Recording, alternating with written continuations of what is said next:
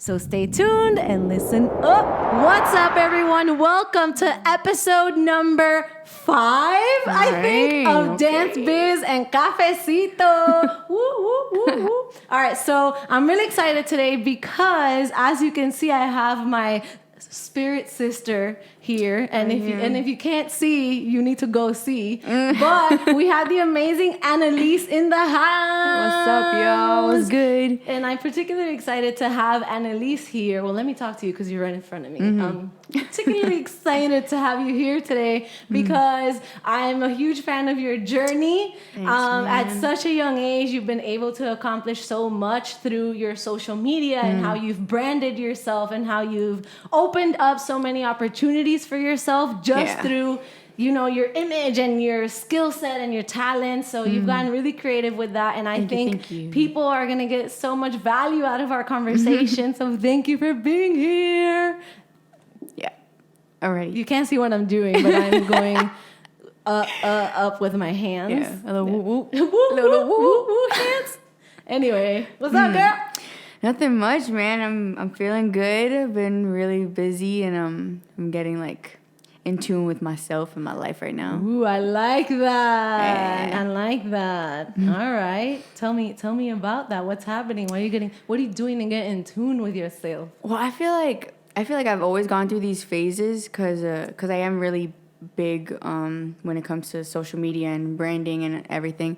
But I feel like, especially when I was younger, it was hard to balance like doing social media and then remembering like I'm still young and I still have to train and balance everything out and not get super sucked into the social media lifestyle, like because when you get really into it, there's like this level that you always have to maintain, or this like thing that you feel like you always have to be perfect, and it was really hard to find that balance. And okay, I'm gonna mess up, I'm gonna have mistakes, I'm not perfect, like everything on social media looks perfect, but it's not. So I can definitely relate to that. Yeah. So just finding that balance always. And then right now, I felt like I had to go through that again. Just like I got really lost into, dang, like I feel like I'm not doing enough. I need to do more content, or I have to like, I'm just not doing enough. The content game, gotta be strong, but at the same time, you can't let it take you down. Yeah, like I will let it take over. Yeah, yeah. I can definitely relate to that. Damn. I want to talk about like your journey. Like, how did you get to where you are today? Because obviously this is intriguing. Like, how old are you? I just turned 19. 19! Woo, woo, woo. So we're drinking cafecito because that'd be a legal drink for a legal age. Anyway, so what I was saying is I would love to hear more about your journey, because obviously what you just said is so intriguing to me. Like, you're going through this process of rediscovery at 19. So to me, that tells me, if I didn't know you, it's like, so wait, what age did she start doing this? Yeah. Like, I want to know. Yeah. So tell us. So I've been dancing all my life, like since the womb, I've been dancing. But I didn't actually get to start taking classes till I was 12. So I got into the Middle School of the Arts. It's called Bach, and I did like ballet and modern and jazz and stuff there. And then I was really fortunate at my home studio, Sean's Dance Factory. Sean just saw my potential, and he was like, "I'm gonna let you take classes for free." Ooh, I love that. Yeah, so I started training in hip hop and technique and all that, and I did Bach for 3 years, and then I went to the High School of the Arts, Dreyfus, and same thing, ballet, modern, and all that stuff. And I was still doing hip hop, and then I started going to workshops, like just training as much as I can from as many people as I can. I was always very into just exploring and knowing that there was always room to get better. I was really big on that. And I started,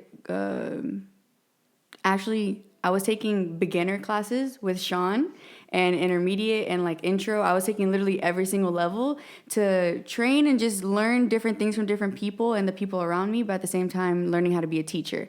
like how to work with different levels and different people and how to speak to different people and how to really communicate. And Sean is really, really good with that. And he helped me like really learn how to be a teacher. So I became a teacher at 13, and I started with the babies. I was doing Pee-wee, so I have a lot of patience. Yes, and then intro. that teaches you so much when you work with kids. It's crazy because I feel like I can relate a lot to your journey when it comes to like looking back at mine, because I started dancing in Puerto Rico. Yeah.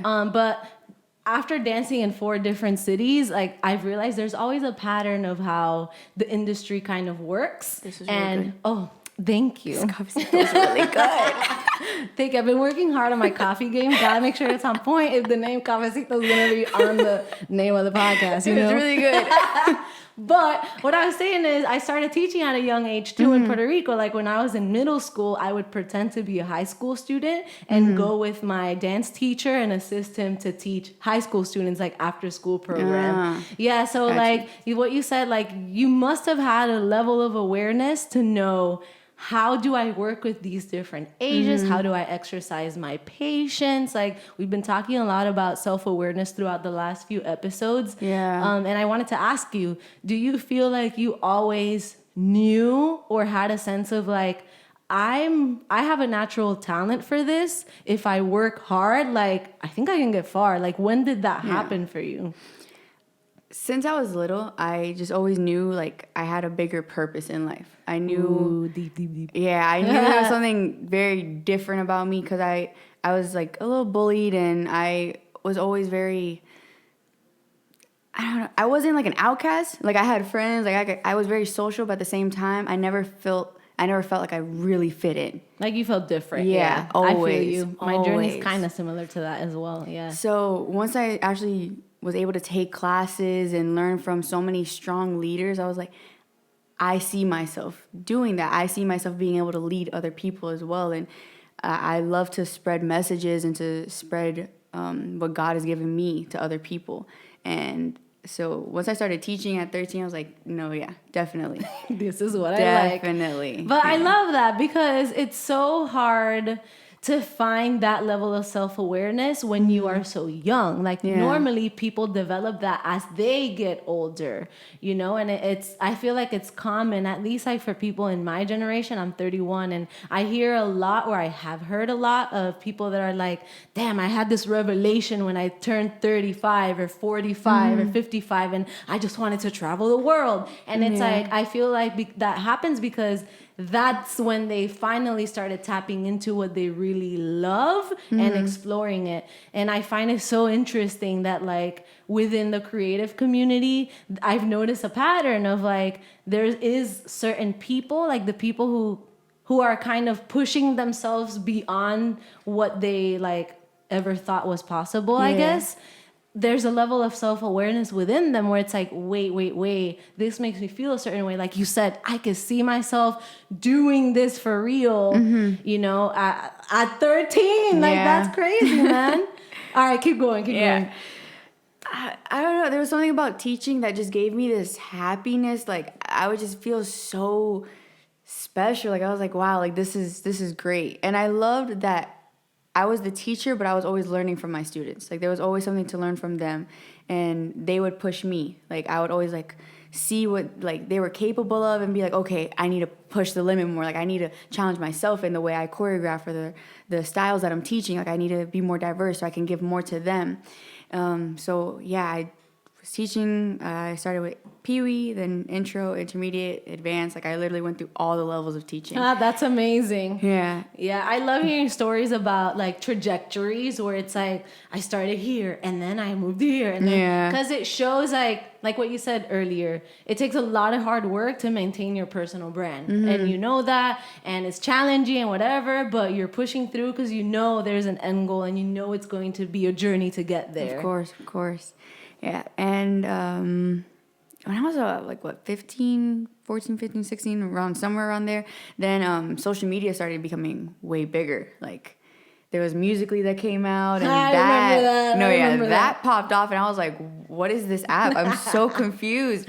But yeah, I had actually friends at school that like were getting big, like really, really big off of, like Musical.ly, and I was like, "Okay, let me see what this is," because whatever to push the brand is what you're gonna do. Yeah, and I just started doing dance videos on there, and of course I was doing my dance videos on Instagram, and I don't know, things just started kind of going crazy, and I was like, whoa, this is cool.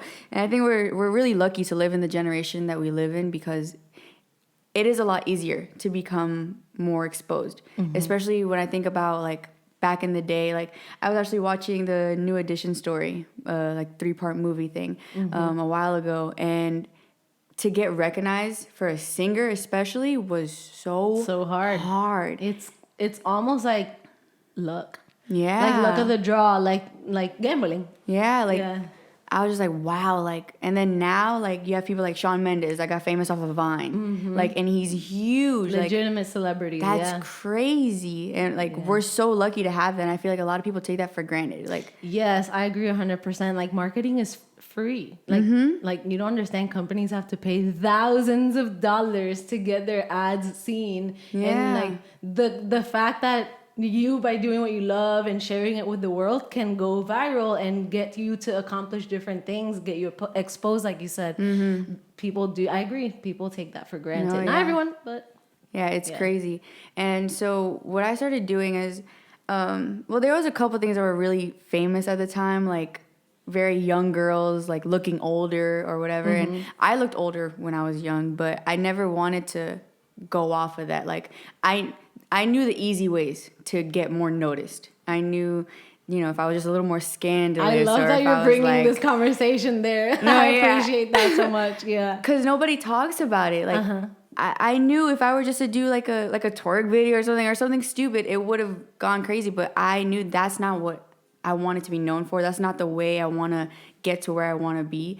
Do you have to stick to what's viral in the sense of like if there's trends like following trends? That's a very common thing on social media. That's different. Like now I have that balance where I'll do the trendy stuff, but I'll also be like, okay, remember, I can dance, I can do this. Like I didn't train all those years for nothing. Like I can also do this.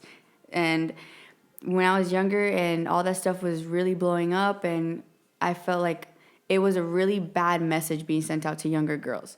Like younger girls thought that they had to like lift up their shirts, show their tummies, and do these little belly dances or whatever. And it was just like the wrong message being shown. So I knew going into it, it was going to be hard. It was going to take longer for me to get more exposure because I didn't want to go the easy route. But I knew it'd be worth it because now I have a platform that's growing and is getting a lot bigger, and I'm really thankful for it. But I also can inspire younger girls the right way. Dope. Yeah.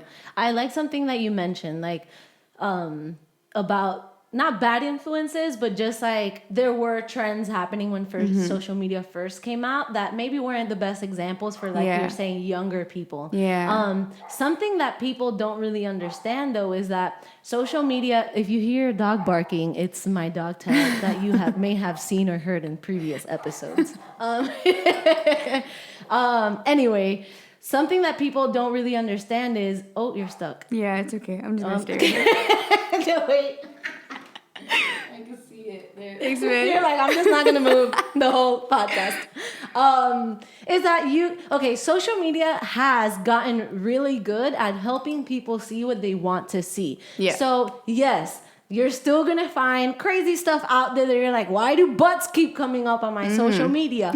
But what people need to know is like you can actually teach your social media not to show you the butts if you don't want to see them. Yeah. Or like if you want to see inspirational, motivational content, you can just start interacting more with the good content, commenting, like just go out of your way a few times to teach it like I want to see more of this. Yeah. Hide certain things, mute certain things, and voila! The game changes, and now your social media is literally inspiring you. Yeah. Yeah, I love that you brought it there. Definitely. I'm actually really big on like if something is really negative to like for me, then I have to X that out completely. Yeah. So yeah, there's definitely been times where I have to like mute this or like definitely can't follow that person or whatever. Like I have to have like a positive, good vibes thing going on.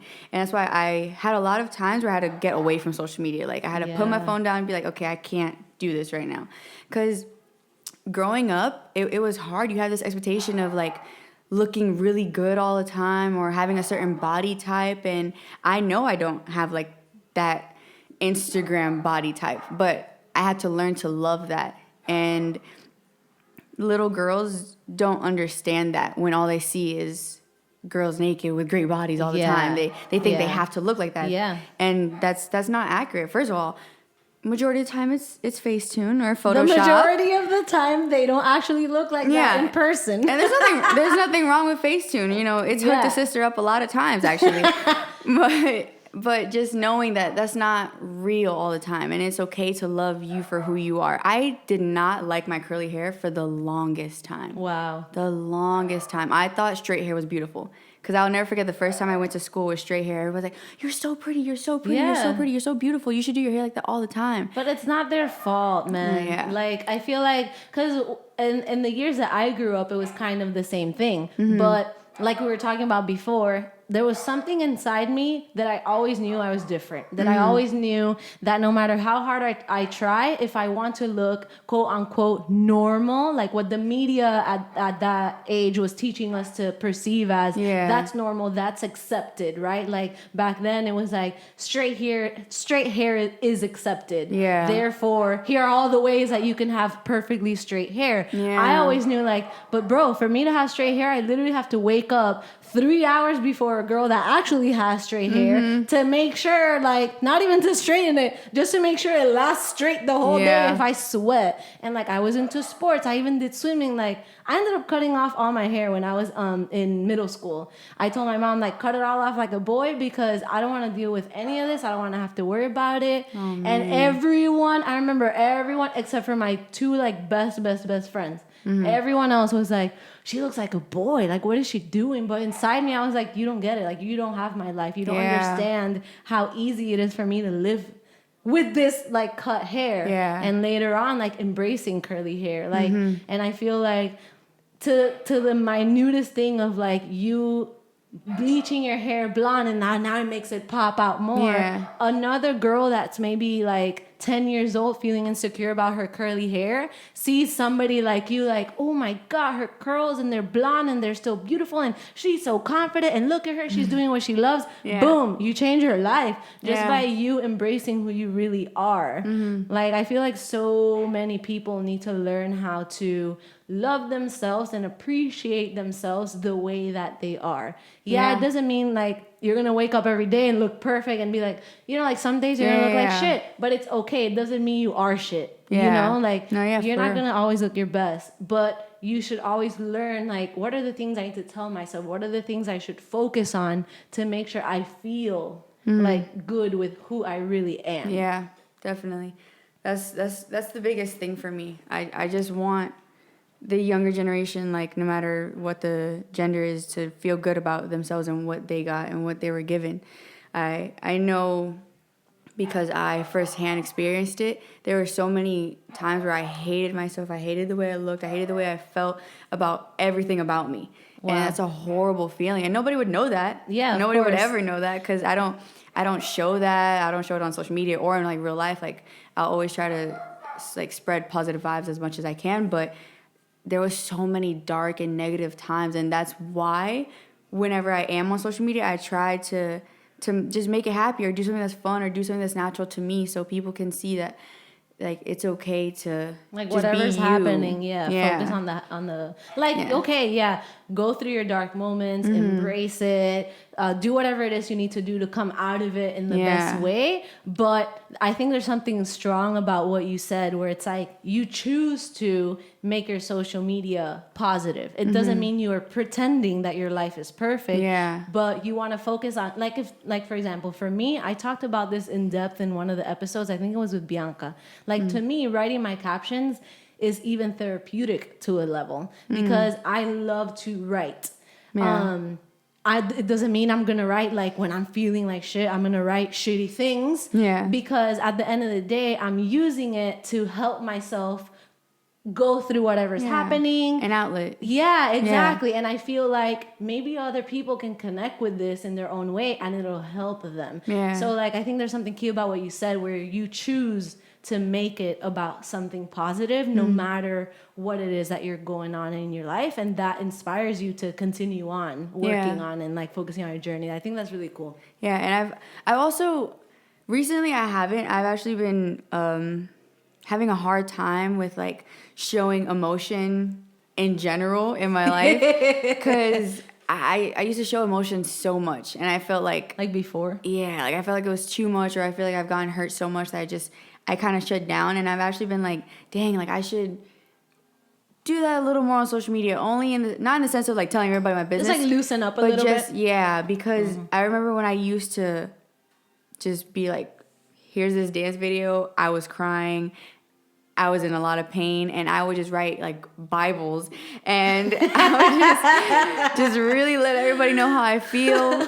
But a lot of people would comment, and a lot of people would be like, wow, I really needed this. Like, thank you so much. Like, it's nice to see somebody like be open. It's nice to see like the other side I of do somebody. feel like people appreciate it. Yeah, so I kind of feel bad for not doing it because it's not anybody on my Instagram's fault. It's just like I've been kind of closed off, and I'm figuring out how to open myself up again without being too open. Yeah, but you know what? I feel like, look, examples. Like think of all your favorite celebrities.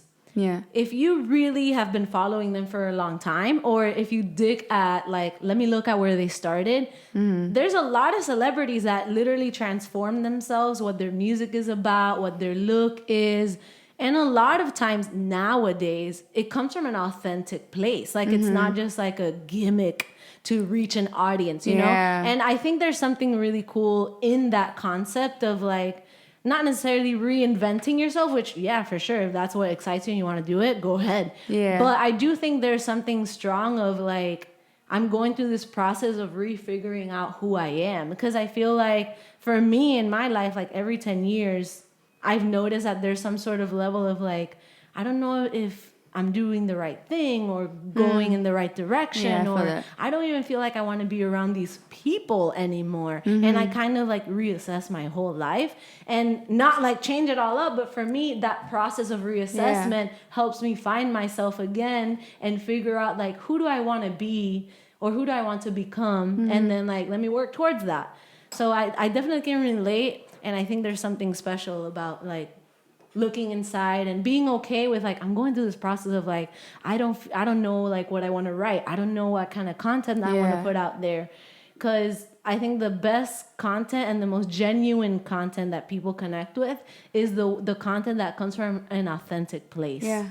I agree 100%. Whatever that may mean to like whoever's listening or to you, like I think people can really tell when it's something that you were genuinely excited to do or genuinely passionate to do, or versus like, I have to do this because they're paying me, or I have to do this because I'm just trying to put out something out there. Like people can tell.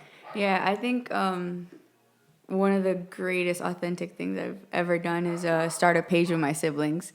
My God, I wanted to talk about this. Wait, give me a second. I need to close the blinds so he starts barking. Got it. I forgot. Dude, who are you barking at? Ooh, my neck. Relax. It's just us. Smoothie break.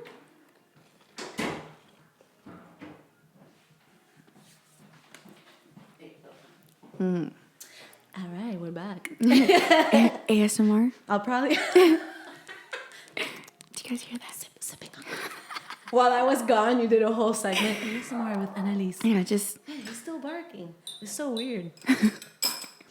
Anyway, continue on. Okay, so I really wanted to talk about that because this is something I've told you and your family and your mom off topic, but What are the odds? This is what I told your mom the other day. By the way, Annalise's mom is super cool and like she has the craziest conversations. My mom's the best. I was like, yo, what are the odds that you had 3 kids that all ended up loving dance, and not only loving it, but they're all dope at, like, they're talented, naturally talented, and they all love to do it together. Like, you don't know how many times I hounded my brother. You want to come learn? I'll teach you this choreography. You like this artist? We just choreographed his music. You want to? And he'll be like, nah, man, I'm not playing video games, basketball, like typical like guy stuff. And I'm like, I just want somebody to be my sibling and share this with me. Yeah. Like, I think it's so. What are 3, not 2? Like all 3 of you, man. Yep.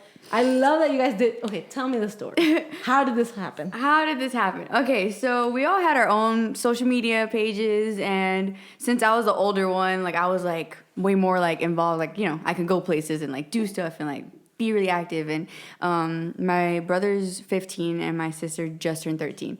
So at the time, if I'm like 14, they're jits, they're babies. So yeah, so we just started doing more dance videos, and we were posting them on my page, and everybody was like loving them. And I just did a poll on Instagram. I was like, oh guys, should we start an Instagram page? And everybody was like, yes. So I was like, at first I was stressed because I was like, I know I'm gonna have to run this page, and I can't even run my own page. Second job right there. But I was like, you know what? Like, something's telling me just do it. Mm-hmm. Like, just go for it. So we did it, and at first it was slow, and then it just started popping off. Like, everybody was like really loving it, and we just started doing more and more videos, and they were honestly the best bonding experiences between us. Aww, yeah, that's so dope. Really I see was. You guys, and you look like you really enjoy being around each other, or at least appreciate like each other's company. Yeah, that's really special. Yeah, I feel like before we started the page, like there was a bit of a disconnect because we're all like at such different ages and different times, and like, you know, like they're going through puberty, and and like my brother's got a weird tall spurt out of nowhere, and Kat just became a teenager. Like, I was like, oh my gosh. But yeah, there was something about doing the videos that we would just like laugh so much, and just there's so many bloopers, and it's so funny, and we just really enjoyed each other's company, and we were just really glad that it really did bring us closer together. Like, it sounds cliche, but like it really did. Like, before we started the page, we were just like, we still love each other. We're still a very close family always, but like it really did bring us closer. Like, it was something for us to really do together. So it was really great. And okay, so I want to talk about, like, yes, you have this dope project with your family, and then like it came out from you guys like dancing and sharing your love for dance. And then we talked about your journey, like how did you start dancing, your self-awareness, like you realize like, okay, if I follow all these steps, I know I can take this somewhere, and this is what I really want to do with myself. I feel like I can relate to whatever's happening. I want to talk about like, when did your journey, like as a professional dancer, really explode, or like when you started noticing like, okay, I could pursue being a pro, and like I could get paid to do this, and like how did all of that come about? I remember my very first gig was actually a private party for Tiger Woods' ex-wife, Eland. I don't know if you know who she is. Who? Tiger Woods' ex-wife. Oh. Yeah. I didn't understand. I'm like, wait, what? I did that's dope. I did a private party for her, and I had no idea you can get paid for dancing. I was like, I'm getting paid? And all I did was dance. Like, yes, like this is it. And so I did that, and then I didn't get anything crazy for a while. I did like more private parties. Like, I did a private party for Serena and Venus Williams, and it was really cool. Dope. It was really cool. I met like some celebrities. I was like, oh my god.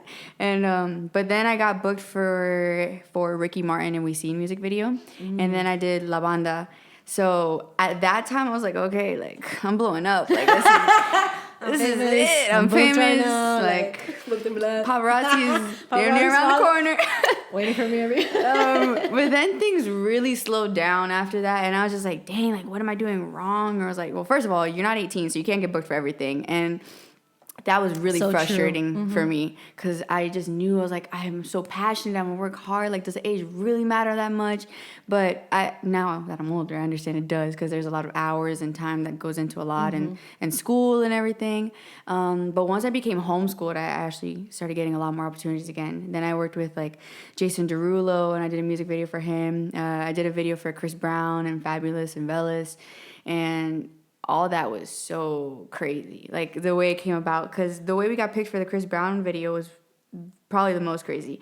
My friend Michael, just Michael, I'm sure everybody knows him. Tell him that I'd be more than happy to interview him on my podcast. Yeah, no, I'm sure he'd love to. Slowly but surely, my goal, no, for real. My goal is to, and everyone needs to take what I'm about to say real serious.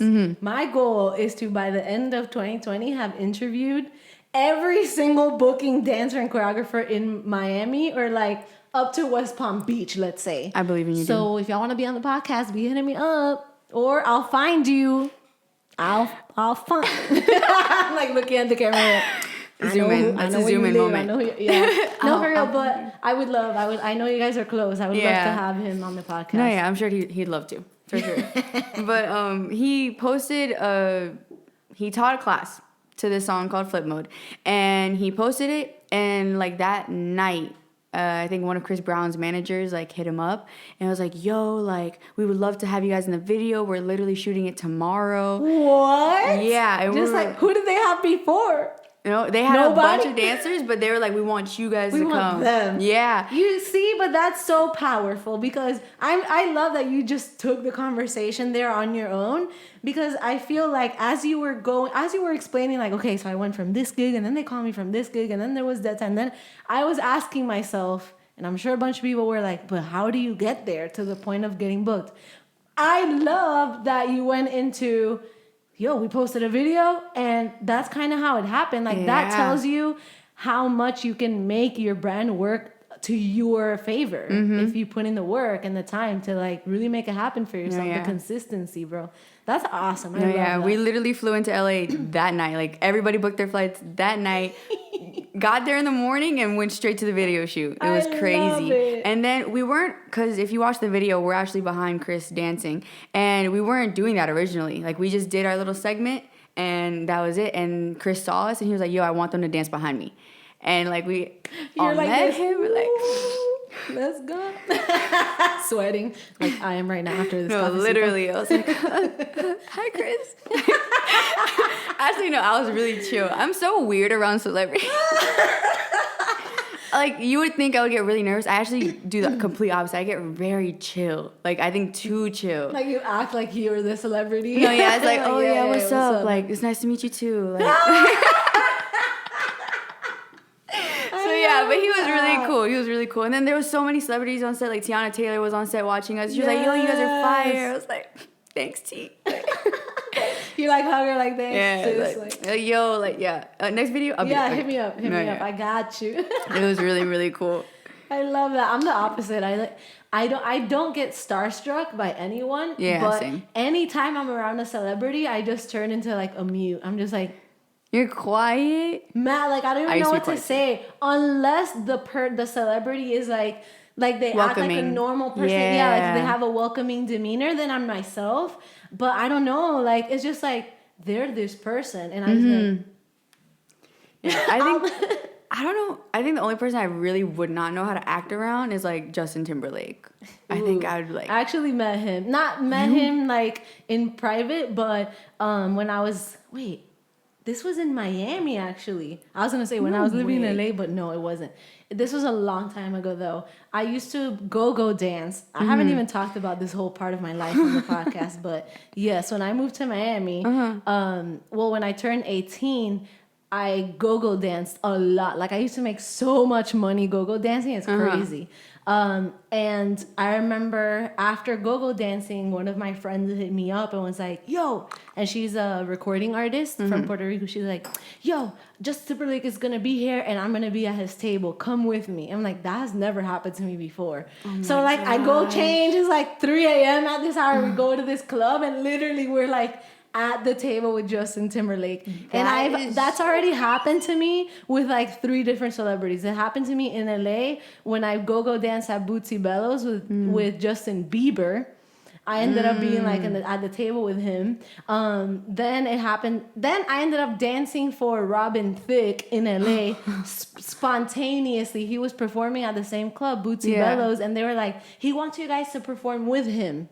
So then we just like got on stage and he invited us to his table. Like Jessica Alba, she celebrated her birthday. Like I just really random, and I'm always there in the back like, just Timberlake. Oh my gosh, bro! I wouldn't know how to act. No, I'd probably be so quiet. I'd probably be like, "Oh my god, big fan!" Like, and then nothing. I'm just there, like literally, like hovering, like probably a weirdo. Like I would weird girl. not know how to act around the Timberlake. Oh my gosh, I've literally seen that man since I was my mom's stomach. Like. Since I was in my mom's stomach. Literally, she would put on the NSYNC concerts, and she recorded it too. What? As soon as she would put the NSYNC concerts on, as soon as I would hear the music, I would start kicking. In the belly? That's crazy. And then to go to sleep when I was a baby, she would always have to put the concert on for me. So you were born Justin Timberlake I was born Justin Timberlake. You were born to be his fan. I really was. My calling is #1 fan for Justin Timberlake. I love that. Man, how did we even start talking about this? Like spontaneous gigs. Yes. So that was crazy. And after that, I don't even know what happened. Honestly, I get so lost in like the things I've done at this point. Yeah, I feel like at some point you just start losing track. It's sad. No, because I would love to.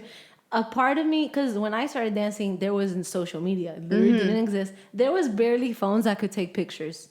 So I need to pull them out. I have an album of printed pictures of my first tour with Daddy Yankee when I was 15. Yeah. Like in Spain, in England.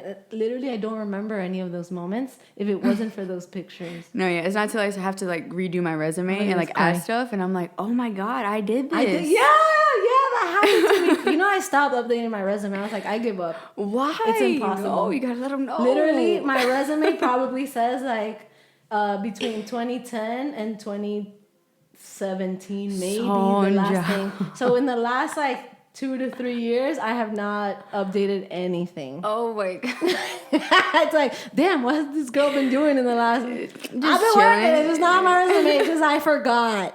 Like, no, I just been chilling. Like, there's something about this I just wanted to do. I've just been doing my podcast at home, you know. You want to be on it? Oh man. Yeah, dude. It's crazy. But it's crazy how one thing can lead to the other too. For sure. Yeah. And then I started getting like more choreography gigs too. Like in 2018. Like definitely. to choreograph or to... Yeah, to choreograph for like artists. Like, how did that start happening? Actually, Robert Davis. Which Robert also... Davis. So I want to do this whole... You know how there's a bunch of Puerto Rican dancers and stuff here in like Miami? a whole lot. Yeah, I want to do like a mini series on my podcast where it's in Spanish with all of them. That would be awesome. Because you know how most of them just speak way better Spanish. Like, for sure. Yeah. So y'all stay tuned. Robert Davis, I'm coming for you. He would be a fun interview. He's so like... Yeah, he still has so much energy. He does. He really does. Yeah, that'd be hilarious. Actually, I don't even remember how we met or anything. Like how it happened. I don't remember. I think I remember when he first booked you. I was like, oh, they booked that girl Analisse. I didn't know you at the time. Yeah. Not like that. Oh, Montana. That's how it happened? That's how it happened. From the video we did together? Yes. Oh my God, that's crazy. Talking about one thing leading to the other. No, yeah. That's how I met Sonja. We did a video for Montana Tucker. I was like, who's this other curly head? I've never seen her. I've never seen her before. No, yeah. Both of us are like this. And then once we saw each other, we couldn't stop. We saw each other like every day. Every video we're opposites. No, yeah. It's like, are you guys sisters? Like, that's kind of racist. Like, it's just the curly hair and the skin. Then I see her sister come up. I'm like, but what about me? Yeah, so we did that video, and then I don't know if he saw my choreo on like my page or what, but he started hitting me up for gigs, and then he asked me, the first thing I did choreography wise was help like with a dance for Pitbull's tour. Ooh, nice. Yeah, so that was really fun and really cool, and I was like, oh my gosh, like this is it. Like I'm starting to get in. Blessed. Yeah, and then I did like 3 or 4 dances for Ozuna's tour. and did his Jimmy Fallon performance. Baila Baila. Oh, I was did. my I dance. saw a performance. I didn't know that you did it. It was dope. Yeah, I didn't do it. I choreographed for it. Yeah. That's no, what I mean. Okay, perdón, I'm sorry. no, it was fun to watch. Yeah. Thank you. No, yeah, I did Baila, and that was really cool and really, really fun. And then I did also Maluma's HP with Robert. Oh, wow. And then that video I was in. And then I started doing like more music videos as well. Like literally within the same like 3-week span, I did Nicki Jam, Ozuna, Maluma, and something else I can't remember. It's crazy, man. No, yeah, it was crazy. And you know what? A lot of people, when we were talking about earlier about sometimes you take certain things for granted. That's one of the things that I feel like a lot of dancers don't realize. Like going back to something you said where you're like, oh, I felt like I was hot. That's it. I'm done. And then there was like, this whole dry desert. Like, no jobs coming at all. The crazy thing is like as a dancer or as a creative person, right? Yeah. Like if your job depends on gigs that are coming from like random ass people, it's depending on like what's happening in the industry, literally. And you don't know what's happening. Like you're literally depending on things to come. It's really hard to maintain like a consistent flow of like income coming in. Yeah, definitely. Yeah. And I feel like what people take for granted is assuming that just because I'm getting booked right now, that means I made it. I'm always gonna get booked. Yeah. Like literally, somebody else that's hot can come around and you stop getting booked. And I think it's so dope how like you kind of saw that happening. Yeah. And like you figured out how to make a plan accordingly. Yeah. Like not let that hold you down either. Yeah. You know? Yeah, because it was definitely hard. I was like, what am I doing wrong? It was always like, what am I doing wrong? Am I not good anymore? Yeah. Like, and no, so, bro. but at the same time, it made me like work my ass off. Like I was training so much. So I was like, you know what? Like I'm going to dance so good that my age does not matter. Like that was my mindset. So I used to train so hard. Yeah. Yeah. But teaching definitely helped. Like in those dry moments, like I was still always teaching, always. So my mind was still always like, being worked, and I was still always working hard and training and getting like new stuff. But yeah, things just started going crazy this year, and I started getting booked for premios and things like that, and working with showstoppers and Susie, and it's just been really crazy. Yeah. I feel like you've definitely had a fast growing journey in the last like year or 2 years. Definitely. Yeah. Yeah. Gotta take advantage. But you know what I love about what you said is that your mindset was, I'm going to use this to push myself harder, right? And it goes back to something that's been coming up in every single episode is being consistent with your work, right? Yeah. Like just because you're not booking doesn't mean you should not be working, right? Yeah. So I feel like it's so important to go about it like kind of in a way of what you said, like, okay, I'm not booking right now, but I'm going to continue working. I'm going to teach. I'm going to choreograph for, I don't know, with my family. I'm going to go to different classes and just keep putting yourself out there and opening up new ways for yourself of maybe making money or just staying active or building your brand. Like, because when we put out videos and stuff or whatever content, most of the time we're not getting paid. Yeah. But like you just said, and like your journey shows, like as a great example, is like that money can come in different ways. So you always have to be investing in yourself and in your craft. Yeah. It's so crazy. Yeah. And what's even more crazy is that your job can be social media now. Yo, hello. I'm like, that's kind of what I'm turning into. And I didn't plan none of it. Same. It just happened. And I'm just like, I realized like there's like the podcast, like I found myself having all these conversations with people already, like with you. A lot of the stuff we talked about up to this point, we've kind of talked about it, whether it's between us or in a group setting, like with other dancers. Every single guest I've had, it's literally we're just rehaving conversations because I realize like I already love having these conversations. I always find myself in that situation. Why not make it official and then people can go and access the information whenever they want or need it, Yeah. Yeah, but you can make money off of just your social media. You really can. Like YouTubers? how do you go about, like, okay, I want to open up this topic. I don't know where it may go, but if you're down to talk about it, like, how do you go about, one, having a consistent schedule of like putting content out there? Because I know that can be challenging. Super. And then two, do you monetize like yourself outside of like booking jobs, or is that something that you even care about? Like, I honestly haven't cared about it like crazy. I feel like doing content is actually one of the most challenging things for me. Like, it really is, because especially because I'm always trying to do it with my siblings, because you know that's what works for us. Like, marketing wise, I know my siblings and I are a great marketing thing, because people love that we're light skinned with curly hair, we have a different look, we all do the same thing, we're all good. Like that's what works. So, but we're always like on such different schedules. Like, my brother I'm actually really proud of him. He's getting ready for his first tour. ooh, Yeah, and cue the then applause. so proud of you, Rafi. I love you. and then Kat right now is just really doing her thing with social media as well, and dancing, and like everybody loves the "no way you're 13."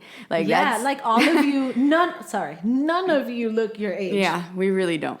We really don't. But especially like me, I'm starting to like grow into my age a little more. So like Kat is like the "no way you're lying."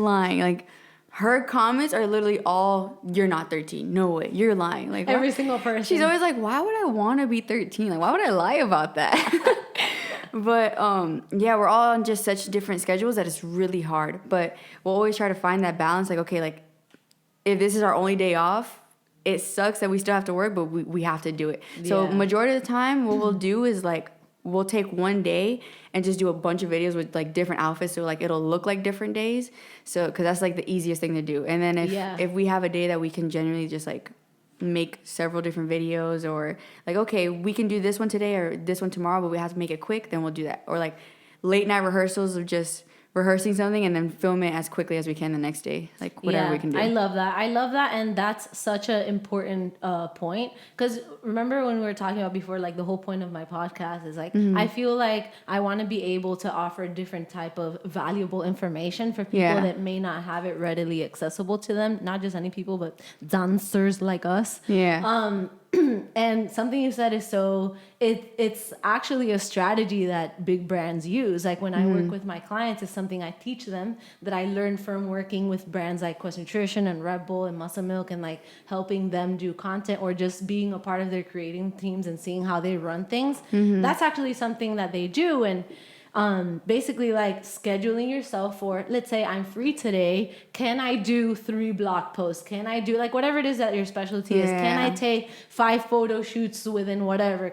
And that's something I do too. Like when my fitness brands send me products, or now that I'm starting to work with multiple brands at the same time, I'm not shooting every day. Like that's not realistic to my schedule. I'm literally like booking one of my photographer friends or whatever for like an hour or two. I bring everything, and I literally taught myself how to get that one picture I need fast. So I'm not wasting time. And I think it's like such a key piece of information that like people may want to try to implement in their schedules. Like, It's hard, but we make it happen. And we understand, like, if you want results, you have to work hard. So I think it's great that we all have the same mindset to be able to really push for what we want.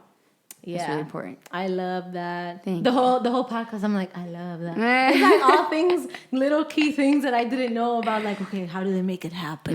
It's hard. It's really hard. For sure. We get it done. For sure. Like literally just yesterday, Rafi was in rehearsals and we're like, "Kat, we gotta make a TikTok. Come on. Like, let's go do. We have to just take advantage right now this time. Because then after, like, we'll just be all over the place."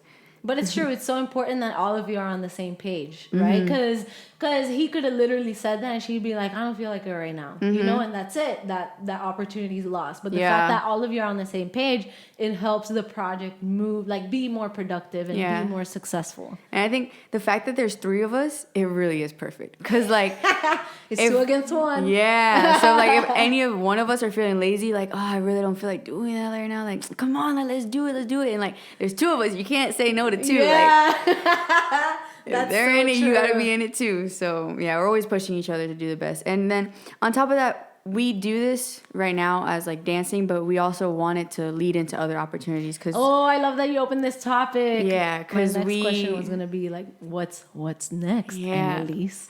What's next? Honestly, all three of us feel it. Like this year coming up, something crazy is gonna happen. We don't know what it is. Speaking it into existence. No, yeah, definitely speaking it into existence. Something crazy is about to go there. Something crazy is gonna happen, and we all like also like love to model and act, and I like to sing. So we really want to use everything we have, like as much as we can. Like Rafi and I got really blessed with doing the Journey shoot last year, and we had our faces literally at every mall, like worldwide, and it was so crazy. So many people were like, do you have pictures of that? Where is it? I do. I feel like I've seen it, but I feel like I don't know if I've seen it. And yeah, people were tagging us, and I was like, oh my gosh, like we're literally... My face is there. Everywhere. It was so crazy. And then what's funny is that when it came out, I had just went blonde. So, like, I would go into the stores with my friends, and everybody would be like, yo, that's her, that's her, that's her. And then the people that worked there were like, no, it's not. Don't play with us. And you're standing next to the picture, like, doing the same pose, like... I'm like, no, seriously, it's me. Like, I dyed my hair blonde. Like, I was like, I'd have to show them pictures of me with brunette hair. Like, this is me like, that day. Yeah, this is me beforehand. Like, I'm not lying. When did this happen? That's dope. Yeah, it was. I would love to reference really the pics so people can see them. Oh, here it is. Yeah. Oh, that's so awesome. Yeah, it was really cool. It was for cute. Is it Wynwood? Yeah. Yeah. All over Wynwood. We were all over the place. It was really cool. So that was like the first opportunity. And yeah, we just hope to get more with modeling and whatever comes our way. And of course, if we can get into acting, we would love to do that. When we were little, actually, we would learn full-on, like, scenes from TV shows. Full-on. Where is this? I want to see. We don't have any footage, which sucks so bad. But we would learn scenes from, like, Disney shows or, like, movies. We knew the whole... You know that part in Twilight in New Moon where she gets a paper cut? Yes. We used to do that whole scene. We used to do that whole scene. It was so funny. So... Yeah, we really want to get into acting as much as we can because, like, that's just another thing we've always done, but we never, like, really pushed for it. Yeah. Like, we, like, posted, like, literally one skit on our social media. Everybody thought it was so funny. It was about, like, Florida because it was raining. I saw and it. it was, I saw it. The water comes in, like, it was so stupid. We were really bored, but everybody really loved it, so...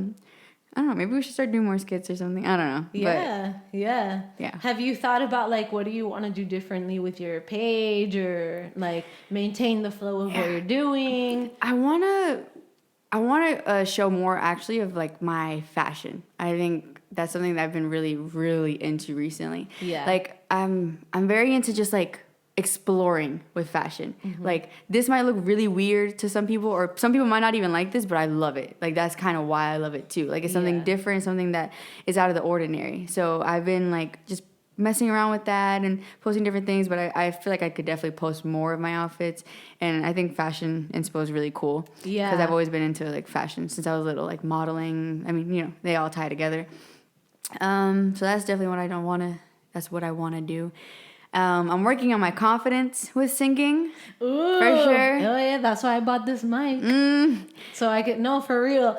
Did I say this on the episode? I don't remember. I think it was I said it with Cultura. Because one of her goals for, like, the future coming up is she wants to do more of her music. Yeah, she same. also does music. And I was like, actually what I did was I invested money in this mic before I even knew I wanted to do a podcast. Yeah. So I could force myself to start singing again because I've been signed to production deals 3 times as a singer, like with groups and stuff, because I know I love to sing. But when I got to the point of, like, pursuing singing, I didn't feel like it made me happy. Like the world of like being there as an artist, it wasn't authentic to me, you know. So that I stopped. I literally took a break of 2 years where I didn't sing at all, like not in front of people, like just for myself in the shower, in the car. But I started feeling again more like finding myself, like what you said, like you want to get more confidence in singing. I started finding that in myself again, and I forced myself to invest in this mic, and literally like I've been posting on my stories just for fun, but for me, it's more about like I love to do it, so I feel like I need to use it as a creative outlet and just keep doing it. You know? I love singing. That's actually technically what I was doing before dancing. Funny story. Nobody really knows this actually. Ooh, the cheese is coming out.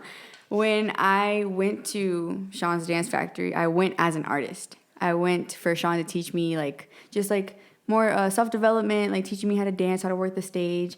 But then I was just like, oh, I just want to dance. I want to learn more. And then I just got so invested in dance that I kind of like pushed the singing to the side. But yeah, I was trying to be an artist when I was like 12. Like I made songs and everything, but I was so not ready. So I'm actually kind of glad it didn't work out because mentally I was not ready to be an artist. I wasn't ready for the industry. That's what happened to me. Literally, I was not ready for it mentally. And this was like 2 years ago. So like it was four. There's a video on YouTube. Sam, my best friend, shows it to everyone.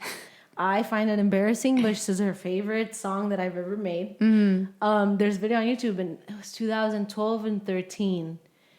Yeah. Where I was literally like, I was getting played on the radio through Miami, Chicago, LA, New York. I did the whole thing. Like we opened for Fifth Harmony at Wango Tango. Like it was about to happen. Uh-huh. We got offered single deals by like the Pitbull label at that time, or the guy that managed him at that time. The label that broke Lady Gaga offered us a singles deal. Like it was real. It's crazy. And literally I ended up quitting. It was a process of a year where I was slowly withdrawing from doing it because what you said, I never said it the way you just said it.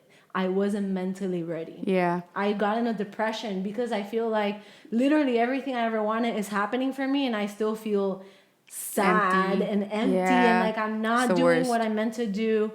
Man. And now it's like that break, that's when I was able to figure out if I ever do this again, how am I going to do it in a way that's authentic and makes me happy? Yeah. Now, at 31, 4 or 5 years later. Yeah, but it takes time. Like, like I'm not saying it to knock myself down or whatever, or the music industry. Like, I don't think it has anything to do with that. I think it's more about like pursuing what you really love and being honest with yourself about like, let me figure out what about this process is it that's making me feel this way. Yeah. And then, like you said, I loved the dancing so much more. So I just had to, something inside you spoke to that and you followed it. Same with me. Like I feel like if I would have pursued the path, something bad would have happened eventually. Same. Because I was in a dark place. Same. And like now, I would never let myself get there again. Yeah. And then also like I'm at an age where I can make more music that I want. That's what's really important to me. Because I was making very very like sweet, what you think cute, you need to pop. do. Yeah, stick to your age and your look. And like, but that's not what I want. No, yeah. I've always been older. Like I've always wanted to talk about like not just love, like what about heartbreak? Like let's be real. Like not everything is like bubblegum. Yeah, sparkles. Like it's not at all. And I've always been like that. Like no, like not everything is happy. Like at least you need a brand happy though. I'm like, no. Like brand happy, but brand what's real. So that's why I'm glad that now that I'm older, I will be able to do that. Like I would be able to go in any route that I want and explore more. And like, yeah, just being authentic to myself is what's really important. Yeah. Like, and you can't really say, no, you can't do that in this day and age because you have people like Billie. Like Billie Eilish. She's literally her own person. Music. Yeah. But it's authentic to her. I think, you know what? I think a huge part of it, especially with what I'm seeing with you, is you have become more comfortable in your own skin. And that's why you feel like now you feel more ready to do that. Yeah. Definitely. Yeah. Like not letting the external world affect who you really are inside. Yeah. And I feel like with dance, I went through a lot in dance, like with other girls and jealousy and like really the stupid high school drama type thing. I never liked drama. I never was in it. I never created it, but I was always in it because of stupid things. But I feel like it taught me a lot. Like I didn't I was very naive to a lot of stuff growing up. Like, I didn't know what you see in movies can really happen. Like, people will lie. That's funny you say it that way. People will lie on your name. And I didn't know people could be that, like, vindictive and evil. Yeah. Like, so I had to find out the hard way and really learn and be like, okay, how am I going to deal with this? How am I going to cope with this? And what am I going to do now that it's over? Like, am I going to use this and be like, oh, you know, fuck everybody, like I'm done, like no, like and become angry, or am I gonna be like, you know what? I learned that, I had to go through that, and now what am I gonna do with this to make me a better person? Yeah, I feel like as stronger. a developing artist, and this goes to anyone, not just like me or you, whatever. Like when you're developing yourself as an artist, a key thing like to make you authentic, genuine, and successful is to be able to develop a skill for using all of your failures or hardest times and turning them into something positive or something that like is going to encourage you to push further, you know, like turning it into something good and useful versus letting it pull you down and drag you. Yeah, I've had a lot of I don't check my DMs as much now, but I used to check them all the time, and I would always have like young girls like hit me up and ask me like, oh, like I'm having this problem or in school or with dance or in my life, and like what do you suggest, or like always ask me for my opinion or like my advice. And I thought that was really cool, and I thought the fact that I can give a genuine answer was the greatest thing. Like, and so I want to be able to do that with my music and everything. Like, let people know, like, when you go through stuff like this, it's for a reason, and it's to help you grow into the person that you need to be. And I really took that. Like, with every dumb situation I've been in, I've took it and I ran with it and I learned from it. And I think it's really important for that message to be out there for younger people. For sure. I agree. Man, we talked about so much. I love it. We really did. Yeah, it was so cool to get to know more about your story and how you use different things to really fuel you to like keep going and like keep achieving new levels with yourself and keep growing as a person. Like it's really interesting how all of that comes together for you. Okay. I want you to give yourself a shout out. Where can people find you, follow you, learn more about you, see your passion, all that stuff? So I only have an Instagram if you want to see more of my daily life, a Snapchat, and I have TikTok. And everything is Analisse World. Everything's Analisse World. Yeah. I can't believe that stuck. That was actually like my branding name when I was trying to be an artist, like my like if I did merch or whatever, it's Analisse World when I was 12, and then I just made that my Instagram name, and it like never left. I like it. Yeah, I think it's catchy. Yeah, it's catchy. Yeah, from the moment I saw it the first time, I was like, "That's a cool name." Thanks. Yeah, like it stands out. Yeah. Thank you, man. Yeah, man. All right. Well, thank you so much for being here. Thanks for having me. Yeah, it was so interesting. Like I said, I hope that all of the listeners and people that are watching get a lot out of this conversation, whatever it is that they're looking for or need. Make sure you follow Dance Biz and Cafecito. Dance Biz Cafecito. Follow. On YouTube. Make sure you subscribe. Spotify. Make sure you follow. And Instagram. Make sure you follow. Stay tuned because we're going to be having more exciting guests just like Analisse. Hey. All right. Peace out. All right.